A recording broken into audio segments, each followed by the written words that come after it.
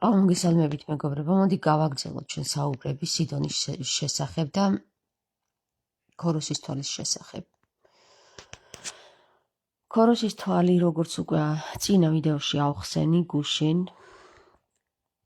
არის ესეთი მოცემულობა, რომელიც ჩვენ შესაძლებლობას გვაძლევს, რომ ჩავასწოროთ ასობგერები სიდიდისა და წყობის მიხედვით და რომელიც შესაძლებლობას გვაძლევს გავიგოთ რა ფორმას იძლევა, როდესაც ასობგერები გაუთანასწორდება ერთმანეთს, ანუ ერთ სივრცეში დადგება სხივის გავლით. Აი აქ ხედავთ თქვენ ზუსტად ამ მონაცემს, როდესაც ქართული ასომთავრული ანბანიდან ყველა ასობგერა, მათ შორის მხედრული ანი, ბანი და განი ერთ სივრცეში დგას. მოდი თვითონ სიტყვა სიდონი რატო შეიქმნა აი აქედან უცბად ვთქვათ და მე გავაგრძელებ დანარჩენს ქოროსის თვალის შესახებ. აი ამ მოცემულობას, რასაც თქვენ უყურებთ,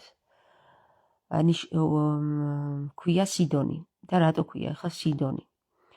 სი მეგობრებო არის სვანურ ენაზე შენ ხარ, შენ და დონი არის ის დონე, რა დონეც შენ გაქვს.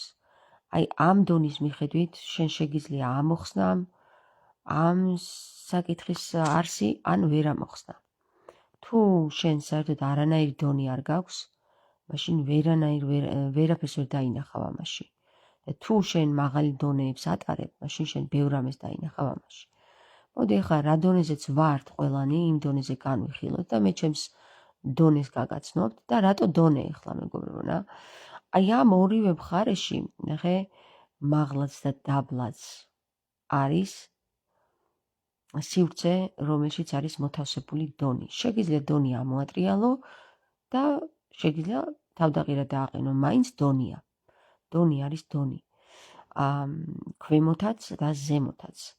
ეს საკითხები მეგობრებო, აი სწორედ როგორც ქრისტე ამბობს, რომ თუ შენ ზემოდან ქვემოთ, ქვემოდან ზემოთ, შიგნიდან გარეთ და გარედან შიგნით გააერთიანებ, შენ სასუფეველში ხარ. რას ამბობს აქ ქრისტე, ხო? ზოგს ესმის მხოლოდ ეს, რომ ზემოდან ქვემოთ, ქვემოდან ზემოთ, გარედან შიგნით, შიგნიდან გარეთ უნდა გავაერთიანოთ. აი რა ხდება ახლა ეს პროცესი, რა პროცესი გითხრა ქრისტემ? ამაზე საერთოდ ვინ დაფიქრდა და როგორ დაფიქრდა, ვის მიეცემოდა იმის საშუალება, რომ დაფიქრებულიყო, ხალხი ყავთ მონად დაყენებული და არ ეძლევენ არც ერთი წუთი იმის საშუალებას, რომ ადამიანმა გაიაზროს, რას ამბობდა ქრისტე. მაგრამ აგერ ვდგავარ და გესაუბრებით თუ რას ამბობდა ქრისტე. ქრისტე ამბობს, მე ვარ ანი და ჰოე. მას შესაძლოა სულაც არ არის ეს გამორიცხული, რომ ჩვენ ასევე უნდა ჩავიხედოთ ანბანში და გავიგოთ, რას ნიშნავს ანი და ჰოე. და შემდეგ ის ყველა სიტყვა, რასაც ქრისტე გვეუბნება ზემოდან ქვემოთ, ქვემოდან ზემოთ, გარედან შიგნით, შიგნიდან გარეთ გააერთიანოთ, მაშინ დაიმკვიდრებთ სასუფეველზე. ვნახოთ აბა რა არის ახლა ეს ანი და ჰოეს მიხედვით, ანუ იგივე ლაზარეს მიხედვით. ლაზარე არის თვითონ თავად ქართული ენა, რომელიც იოანე ზოსიმეს მიხედვით ამასა ენასა შინა, რომელიც უკვე 4000 წელია ძინავს, ლაზარე ეწოდება და არის ამასა ენასა შინა მოთავსებული. ქართულსა ენასა შინა. ქართულსა ენასა შინა. ეხლა გავიაზროთ რა ენა არის ახლა ეს, ხო? გუშინ მე ავწერე ის, რომ როგორ თავსდება აი ამ მონაცემში ქართული ასობგერები ასომთავრულის. ეხლა დღეს ვილაპარაკოთ თუ როგორ თავსდება ამაში მხედრული ასობგერები ასომთავრულის და მივხვდებით, რომ მხედრულ ასობგერებში ჩვენ ძალიან დამახინჯებულად გვაქვს ეს წყობა. აი ეს წყობა, ნახეთ, ეხლა დაგიფოსტავთ რა წყობა. ეს წყობა. ჩვენ ხედავთ, რომ ა არის ერთ ხაზზე, მერე ბ არის ცოტა მაღლა, გ არის დაბლა, դ არის გ-სთან გატარებული, ე-ც, ვ-ც, ზ-ც და ასე შემდეგ და ჩვენ გავიგებთ, იცი რას, მეგობრებო, რომ ეს არასწორია. და რატომ არის ახლა არასწორი გეტყვით რა?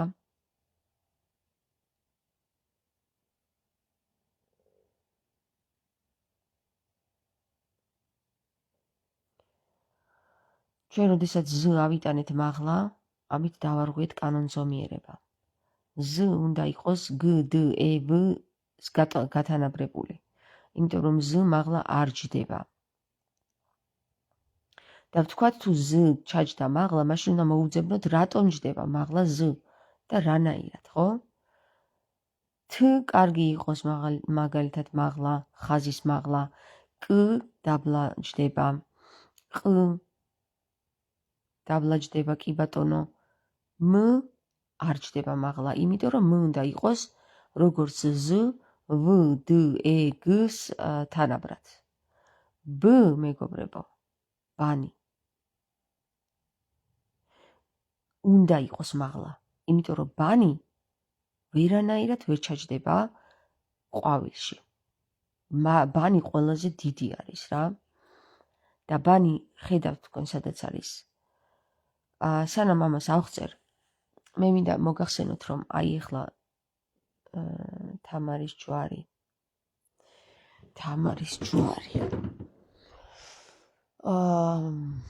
მოდი იქნებ მქონდეს აქ თამარის ჯვარი და სკრინშოტებული.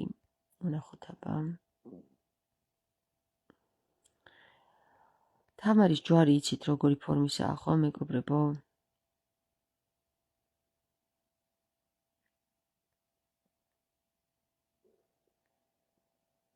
ვეცებ ახლა ჩემს იმაში და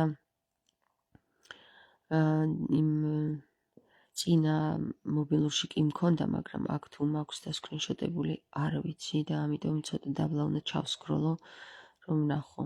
აუცილებელია რაც უნდა გითხრათ ახლა მე თამარის ჯვართან დაკავშირებით და მაგიტომ.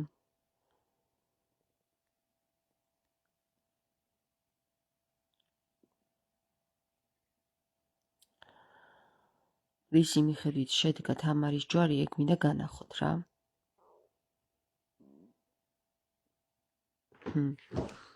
თამარო, სადა ხარ თამარო?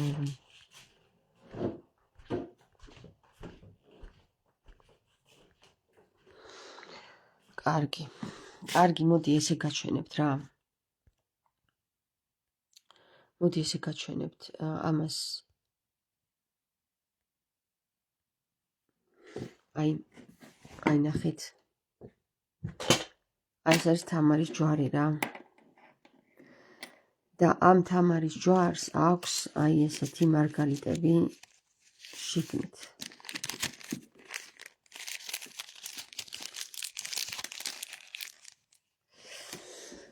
ესე იგი, აი აქ ერთი მარგალიტია. აი აქ ერთი მარგალიტი აქვს. აქაც მეორე. აქაც მესამე. და აქაც მეოთხე რა.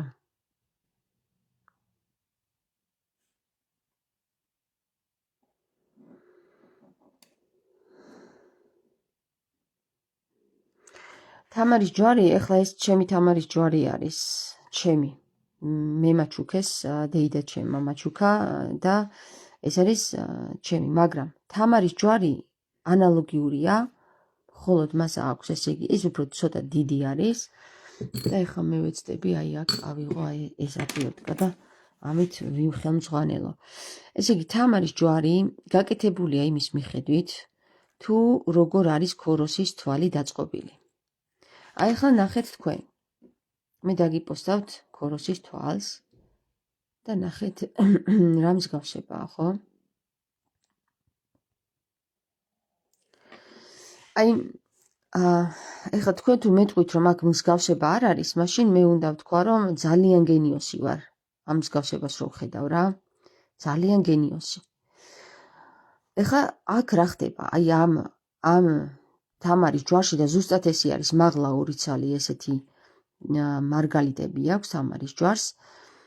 აი აქ შუაში აქვს 4 ცალი მარგალიტი და მწვანეები, აქ მწვანე ფერია, აქაც მწვანე ფერია. ესენი არა აქვს თამარის ჯვარს ეს მრგვალები. უბრალოდ აქვს, ოღონდ მწვანე ფერები აქვს რა, ეს აქ სხვადასხვა ფერებზე დაეწყო ახლა. აი ახლა თქვენ თუ შეგიძლიათ მითხრათ რომ ეს არ გავს თამარის ჯვარს, აი ზემოთ მოცემულ თამარის ჯვარს, სიდონს. სიდონი რო აწერია ზედ ქოროსის თვალი, რასაც რქვია, მე დავარქვი ეგრე რა, იმიტომ რომ ეგ არის ქოროსის თვალი. და ქანი 2 წილის ორი ქანის თვალი არის ეს. ზემოთა და ქვემოთა არის გაერთიანებული. შიგნიდან გარეთ და გარედან შიგნით არის გაერთიანებული. ეს არის ის, რასაც ჩვენ ქრისტე გველაპარაკებოდა ანიდაჰოს მიხედვით და ვერც ერთმა ადამიანმა კაციშვილმა დედამიწის ზურგზე ვერ გაიგო, რას ნიშნავს, მაგრამ ვინც ეს გაიგო არის თამარი, მეფე თამარი და სრულიად ძალიან თამამად შემიძლია თქვა, რომ ვარ მე. ანუ ნამდვილად არ დაუკარგავ ამას ჩემ თავს, ის საკითხი, რაც მე გამიცხადეს ზეციდან, ეს არის მე და ეს არის თამარი. აი ამ ქოროსის თვალის მიხედვით თამარ მეფის ჯვარზე არის კიდევ ერთი საიდუმლო, რომელიც საიდუმლოც მე ვიცი და ის მე მგონი სხვა არავინ არ იცის. და თუ იცის ის ვერ გამოიყენებს იმას, იმიტომ რომ მას არ აქვს მაგის ძალები, რომ ის გამოიყენოს. თამარის ჯვარს აქვს გასაღები. და რა გასაღები აქვს, აი თუ ვინმეს აინტერესებს საპატრიარქოდან მოვიდეს და მკითხოს და ვეტყვი. ეხა რაც შეეხება გადავიდეთ ისევ ქოროსის თვალზე რა. ქოროსის თვალი, რომელიც არის ესე იგი ანბანის გაერთიანება, ერთ სხივში გატარება და ერთ სივრცეში მოქცევა, ზემოდან ქვემოთ, გარედან შიგნით, შიგნიდან გარეთ გაერთიანება, აი აქ ხდება, ზუსტად აი ამ ფორმაში ხდება ეს. ამ ფორმიდან წარმოიშვება ყველა ასობგერა, რაც კი არსებობს დედამიწის ზურგზე და რაც კი ასობგერა არსებობს შექმნილი ამ ფორმატში თავსდება. ესე იგი ეს რას ნიშნავს ახლა და რისთვის გვჭირდება ეს ჩვენ. მართალია, აი ესეთი ფორმით შემომთავაზეს ასობგერების გაერთიანება, რომ აი ესე ეწყობაო, მაგრამ მე მინდა გითხრათ, რომ ესე არაფერი არ ეწყობა, მეგობრებო. ეს არის ძალიან სუსტი ვერსია იმისა. აი ეს არის ძალიან სუსტი ვერსია იმისა, რომელიც გვთავაზობს ასობგერების გაერთიანებას. ძალიან სუსტი ვერსია. ეხლა რატო არის სუსტი ვერსია რა? თქვენ ხედავთ, რომ ქოროსის თვალში 4 ყვავილია მოთავსებული. აი აქ კი მოთავსებულია 2 სივრცე შიგნით და ჯვარი, ხო? ეხლა აი ეს არის, იცი რომელი, აი ახლა გაჩვენებთ სურათს და მიხვდებით რა ეტაპი არის, აი რანაირი ეტაპი არის, რატო არის სუსტი. საწავიდა.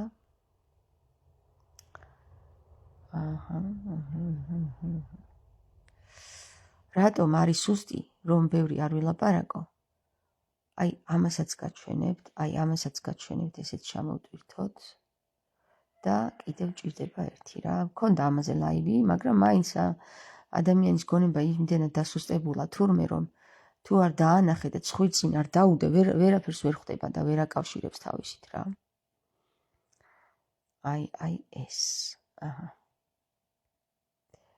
და აი ეს გაუწიოთ გვერდზე. ესე და ესე. აი ნახეთ, უყურეთ ახლა, უბრალოდ უყურეთ. განვითარების პროცესი ჩასახვის დროს ხდება ასე. ჯერ სპერმატოზოიდი შედის სიმრგვალეში, ანუ კვერცხ უჯრედში. აქ არის ერთი განაყოფიერების პირველი ეტაპი, რომელიც იწყება და შემდეგ მეოთხე დღეს უკვე ბევრნი არიან შიგნით და მე-7 დღეს რა ხდება, ნახეთ რა. მე-7 დღეს ხდება ის, რაც აი ეს არის. აი ეს ხდება მე-7 დღეს. აი ეს ერთმანეთთან რომ მივიწიე სურათები, ეგ ხდება მე-7 დღეს. როგორ? აი ახლა ვიგაჩვენებთ როგორ. აი ნახე გვერდზე დაუყენე. ეგ არის, გესმით? კი ბატონო, არის რაღაცა დონეზე მისული, მაგრამ მაინც ვერ არის ამ დონეზე მისული რა. 4-ზე ვერ არის მისული. ამის მერე პროცესი არის, რომ ეს კვერცხუჯრედში შიგნით ეს ორი ცალი ოთხდება. და აი, თქვენ ხედავთ გაოთხებას.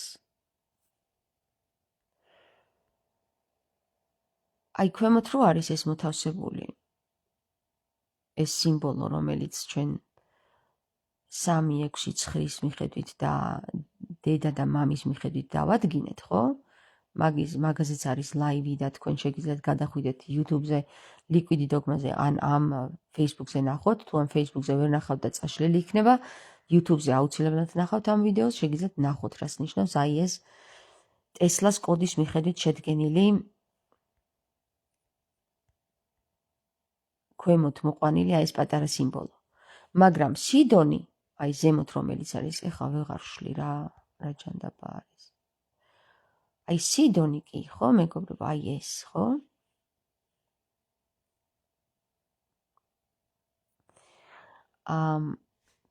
აი ეს სიდონი კი არის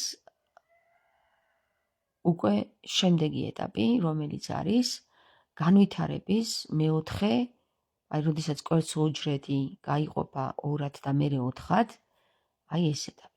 ამის მერე კიდე არსებობს 8-ad გაყოფა. აი 8-ad გაყოფის ეტაპი, მეგობრებო, ჯერ არ შემიქმნია. თუმცა ძალიან ადვილია მაგის შექმნაც და უკვე გადავდივართ მხედრულ ანბანში, მხედრული, რომელიც მოითხოვს უკვე სამკბილიან ლს და ასე შემდეგ. მაგრამ მაგის დრო ჯერ არ მომეცა, რომ ეს დავჯდე და გავაკეთო და შევქმნა ეს ვარდი, ანუ 8-დი იგივე რა. ეხლა ეს არის ია, 4 არის, მაგრამ ვარდი და ია არიან კავშირში ერთმანეთთან, იმიტომ რომ იადან გარდა იქმნება ვარდში და ვარდიდან იაში. ამიტომ ვამბობ ვარდონებო და სიდონებო და იადონებო. სიდონში არიან ყველა ის ადამიანი, ვინც იწყებს და აინტერესებს აი ამ საკითხების განხილვა. ეხლა რაში გვჭირდება ეს ჩვენ?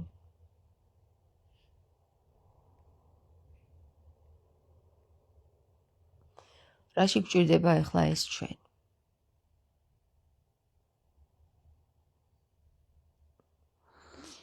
ნუ ეხლა რახან ჩემ აზრს მეკითხებით, შეიძლება კიდე სხვა აზრებიც არსებობდეს, მაგრამ ჩემ აზრს გეტყვით, რაში გვჭირდება ჩვენ ამის ჩასწორება, გასწორება, წარმოქმნა და ასე შემდეგ. მე პირადად ეს ფორმულა მელაპარაკება ძალიან ბევრ რამეს და მიხსნის ბევრ ინფორმაციებს. მაგალითად, პირდაპირ მითხრა თუ სად არის თამარის საფლავი და სად არის თამარის კაბა მოთავსებული. კაბა ის, რომელსაც გვამს ეძახიან წესით. გვამს ეძახიან, მაგრამ ქვია კაბა. ყველა ადამიანი, რომელიც თავის კაბიდან გავა და სულს განუტევებს და გარდაიცვლება, მის სხეულს ეწოდება კაბა, მეგობრებო. და არა გვამი.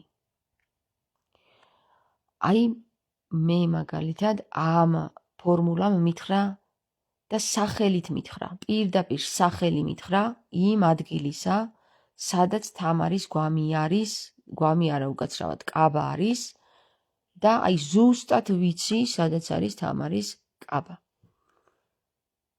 და სხვათა შორის ეს დამიმტკიც და კიდევაც. ეხლა ვიღაცა მეტყვის უკვე ნანახი გაქვს თამარის კაბა, იქ ვინ მიმიშვებს მე საერთოდ. იქ ვინ ჩამიშვებს ან შემიშვებს. არავინ არ ჩამიშვებს და არ შემიშვებს, მაგრამ აი ის ადგილი დაცვაშია დღე და ღამ, 24 საათით დაცვაშია. მაგრამ არა უშავს. თუ თამარი ინებებს, ის ადგილიც გაიხსნება უფლისნებით. ეხლა რაც შეეხება თუ როგორ მითხრა აი ამ ფორმულა, მე მაგალითად პირადად მე მჭირდებოდა ეს ფორმულა. შეიძლება სხვისთვის საერთოდ არც არაფერს არ წარმოადგენდეს, ვერც ვერაფერი გაიგოს და ნაგავში მოისროლოს, მაგრამ ჩემთვის იყო ეს საჭირო, იმიტომ რომ მე მიმეგნო იმ ადგილისთვის, სადაც თამარი არის დაკრძალული აკლდამაში და სადაც თამარი ეფუთის წიგნთან ერთად არის თაფლში ჩასვენებული. აი ეს ჭირდებოდა მე. მაგრამ ეს არ სჭირდებოდა არც ერთ არავინ ადამიანს კაციშვილის ზედაპირზე, ვინც არ იყო თამარი. არავის არ სჭირდება ეს. სიდონის განხილვა და თამარის ჯვარის განხილვა და ქოროსის თვალის განხილვა შეიძლება არც არავის არ სჭირდებოდეს ამ დედამიწის ზურგზე, სჭირდება მხოლოდ თამარს. რამე თუ გითხარით მე, როდესაც სოფია, სიბრძნე ამასოფლისა ინკარნირდება ადამიანში, ის ტოვებს აუცილებლად მესიჯს, ნულოვან მესიჯს და გაიხსენეთ ახლა გიადვალის ალისი და ალისონის თეორია. ალისი უკავშირდება ალისონს ნულოვანი ვიბრაციით. ნულოვანი ვიბრაცია არის სწორედ ეს წერილები და ნახატები და ნაწერები, რაც კი არსებობს დედამიწასა ზედა შექმნილი ზურგზე. სოფია ოდითგანვე, ანუ სიბრძნე ოდითგანვე ტოვებს თავის კვალს, რომ შემდეგ მან აღიდგინოს თავისი თავი. არსებობს ესეთი შემეცნება, რომ სოფია და ლოგოსი არიან დუალური სულები. სოფია ვერ უერთდება ლოგოსს. თუ კი სოფია და ლოგოსი არის ლოგიკა, რომელიც მამაკაცური ენერგიის წარმომადგენელია, სოფია არის მდედრი ენერგიის წარმომადგენელი, ისინი არიან მდედრი და მამრი ენერგიები, რომლებიც გამოიყვნენ ერთმანეთს და დარღვეულია მთელი კანონზომიერება. სიბრძნე ვეღარ აღდგება, იმიტომ რომ ლოგოსისგან გამოყოფილია, ლოგოსი ვერ გადის, ანუ ვეღარ აღდგება, იმიტომ რომ სიბრძნისგან გამოყოფილია და ესენი არიან ორი განცალკევებული რაღაცა არსებები, რომლებიც ვეღარ ერთდებიან, მაგრამ თუ კი სოფია და ლოგიკა, ანუ სიბრძნე და ლოგიკა გაერთიანდებიან, სოფია და ლოგოსი გაერთიანდებიან, მაშინ იქ შეიქმნება ერთი ქოროს ორი წილი. ანუ ქოროს ორი წილი შეიქმნება და აქაც მოხდება ქორწილი, მეგობრებო რა. ქორწილი. და ჩვენ გავიხსენოთ, აი რისთვის ჩამოდის ქრისტე მეორედ და გქონდა მაგაზე საუბარი, რომ თავისი მეორე ნახევარი შეირთოს. ხო? ქორწილისთვის ჩამოდის აქ, რომ დაპატიჟა ხალხი, არავინ არ მივიდა ქორწილში, მაგრამ მოდის იმისათვის, რომ თავისი სასძლო, რომელმაც ძლია ამასოფლისა რაღაცა ჯანდაბურ სიბნელეს, აი იმას შეერთოს, ხო? ვიცით, მაგისთვის მოდის ქრისტე, აბა ეხლა მეორედ მოსვლა, იმისთვის კი არ არის, რომ ჩვენ ისე გვასწავლოს, ჩვენ გვასწავლა უკვე და ვინც გაიგებს, გაიგებს. ვინ შევა ამ სიბრძნეში, შევა, თუ ვერ შევა, კიდე კარგად იყოსო რა. ყველაფერს ცდილობს იმისათვის, აგერ 2000 წელი გვაცალა, რომ მოვიდეთ გონსა ეს ლოგოსი სიბნელიდან ამოვიდეს, მაგრამ არ ამოდის ეს ლოგოსი სიბნელიდან, მაგრამ ამოვა სიბნელიდან. და როდესაც ეხლა თავისას აღიდგენს სოფია, რა თქმა უნდა ის თავს ელაპარაკება, ხო? სიბრძნე ჩაწვდება მხოლოდ სიბრძნეს და ლოგოსი ვერ ჩაწვდება სიბრძნეს. სანამ სიბრძნე თვითონ არ დაიწყებს ლაპარაკს. და სიბრძნემ როგორ უნდა დაიწყოს ლაპარაკი, თუ არა მაგალითებით, თუ არა ნულოვანი ვიბრაციის დატოვებით და ისე გიადვალის თეორიას მივადეკით, ალისი და ალისონის თეორიას. როგორ უნდა დაუწყოს თავისას, როგორ უნდა გაოგზავნოს ის ნულოვანი ვიბრაციები, რომ ის აღადგინოს, რაც იყო. ხო, ვიცით, რომ გიადვალის ალისი და ალისონის თეორიის მიხედვით, ალისი პირველთან უნდა იყოს ანალოგიური ვითარება, როგორც ალისი მეორესთან. თორე ისინი სხვა შემთხვევაში თავის თავს ვერ ამოიცნობენ. პორტალის გახსნა ხდება აქ, ხო? დიდი პორტალის გახსნა. როგორ უნდა გახსნას ახლა თამარმა პორტალი, თავისი პორტალი. აი, როგორ უნდა გახსნას, თუ ვერ მიხვდა თავისივე დატოվել მესიჯებს, ხო? და კიდევ ერთხელ გეუბნებით, რომ სიბრძნე არ არის მხოლოდ ერთ ადამიანში მოთავსებული. სიბრძნე მრავალ ადამიანში შეიძლება მოთავსდეს. აქედან გამომდინარე, თამარის სიბრძნე, თამარი, რომელ სიბრძნესაც ჩაწვდა, თამარ მეფეზეა აქ საუბარი. თამარ მეფე, რომელ სიბრძნესაც ჩაწვდა, იმ სიბრძნეს შეიძლება ერთი 50 კაცი იყოს ჩამწვდარი, მაგრამ შეიძლება ვერ აკავშირებდნენ ერთმანეთს, იმიტომ რომ ანალოგიური ვითარება არ აქვს და თავის თავს ვერ ამოიცნობენ. მტკიცებულება არ ექნებათ. ალის პირველი და ალისი მეორეს პოზიცია ვერ წარმოიქმნება. მაგრამ როდესაც ალისი პირველისა და ალისი მეორეს პოზიცია წარმოიქმნება, მეგობრებო, ანალოგიური ვითარება ნიშნავს რას? ნახეთ, თუ თამარ მეფე თუ იყო მაგალითად ბაგრატიონი ყავდა მამა და ოსთა ქალიშვილი ყავდა დედა. გენეტიკურად ის იყო ბაგრატოვანთა და ოსთა ბაგრატოვანთა წარმომადგენელი. მას ჰქონდა ესა და ეს გარეგნობა. მაგალითად, 3 ხალი ჰქონდა სახეზე და ყელზე. თქვათ. მას ყავდა ქმარი დავითი, მას ყავდა შეყვარებული, თქვათ, ვიღაცა. ის და ეს და ასე შემდეგ. ანალოგიური ვითარება თუ არ დაეწყოთ ალისი მეორესთან, ის თავის თავს ვერ ამოიცნობს. გაატარებს, ვერ მიხვდება, სიბრძნეს ვერ შეაწოდებს, რომ სინათლე ვერ გაივლის ერთ სივრცეში. ანუ გასხივოსნება ვერ მოხდება. მაგრამ გასხივოსნება ხდება, როდესაც თამარი ხედავს თავის თავს და ხედავს კიდე ერთ თავისნაირს. და მისი ვითარებაც ანალოგიურად არის დაწყობილი, როგორც სარკეში ჩახედვა ხდება რა, როგორც მის ნაირთან თამარ მეფესთან, ხო? მაგალითად ამ შემთხვევაში ავიღოთ მე ვლაპარაკობ ჩემ მაგალითზე და თამარ მეფის მაგალითზე რა. მე არ მაქვს აქ რა ქვია, ამბიციები, რომ მეც მინდა მეფე ვიყო. ვარ მეფე უკვე. გესმის? მე არ მჭირდება გვირგვინი, მე არ მჭირდება ხელისუფლებაში მოსვლა. მე ვარ უკვე მეფე. გესმით? იცით რატო ვარ მეფე? იმიტომ რომ ფეში ჩავწვდი. ფესვში ჩავწვდი, გესმით? და როცა ადამიანი ამბობს მე ფეო, იქ უკვე თავისი დატვირთვა აქვს და ეს უნდა ესმოდეს ადამიანს, რას ნიშნავს ეს ფე.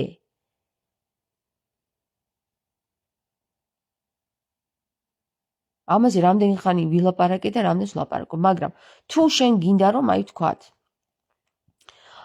მაინც სიბრძნე, ხა მარტო ჩემთვის ხო არ მინდა, გიჟი ადამიანის სიბრძნე მარტო თავისთვის უნდადეს, ხო? რასაც გასცემ შენიაო, პირდაპირ გეუბნება ვეფხის ტყავოსანი და როდესაც ახლა ჩვენ ვსაუბრობთ იმაზე, რაში გვჭირდება ეს აი ამის გაკეთება, ხო? რაში გვჭირდება ამის ჩაწვდომა და რაში გვჭირდება საერთოდ ეს ქოროსის თვალი. არავის არაფერში არ სჭირდება საერთოდ, მე მჭირდება. მე მჭირდება იმისათვის, რომ აღვადგინო ჩემი თავი. სიბრძნე აღადგინოს თავისი თავი. მაგალითად, პირდაპირ მითხრა ამ ანბანმა,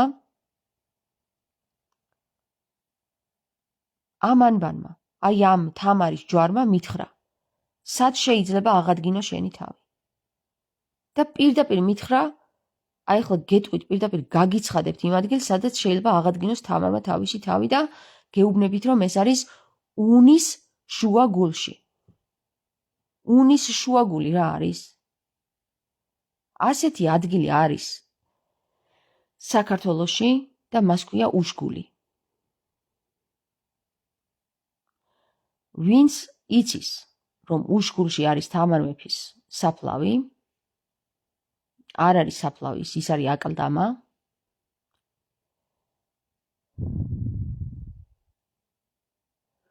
აი ის გაიგებს შენ სიტყვებს რა ეხლა. და ვინც იცის ეს, მოვიდეს ჩემთან და ვეტყვი, თუ როგორ შეიძლება აღიდგინოს თამარმა თავისი თავი. და ვინმეს თუ გონია, რომ ეს საკითხები ვიღაცამ მე მითხრა, ან უშიშროების ხალხმა, ან ვიღაცა საიდან, ვეტყვი, რომ არავინ არ მითხრა სულიწმინდის გარდა რა.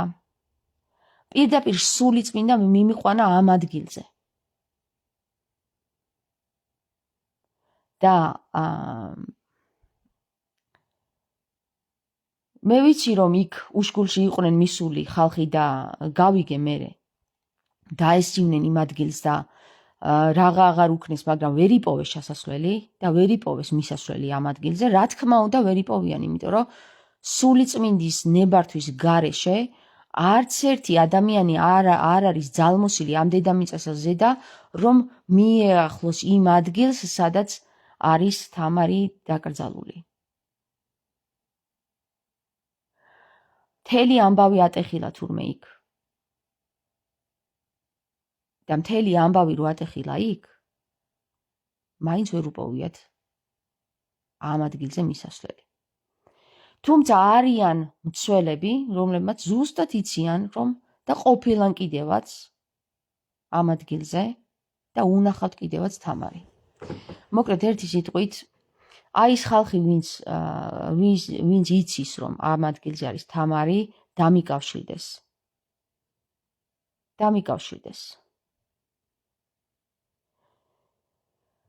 იმიტომ რომ თუ მათ ჯერ კიდევ ეჭვიეპარებათ იმაში, რომ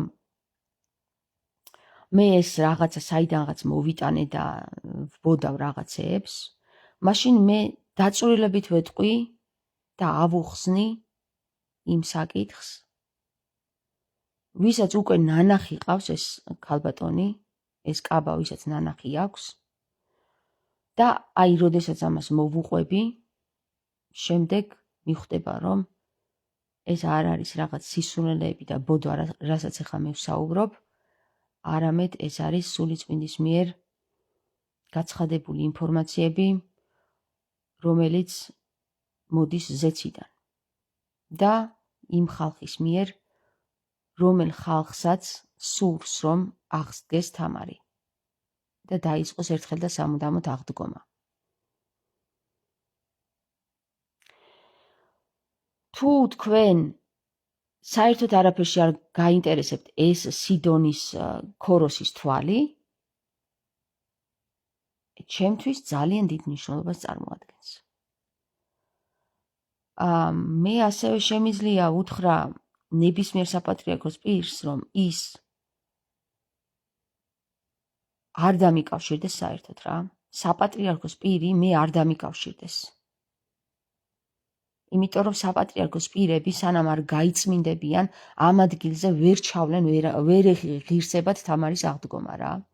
და რომც მომინდეს, რომც მომიწიოს ამის საფლავში წაღება, ამ ინფორმაციის საფლავში წაღება, ხო?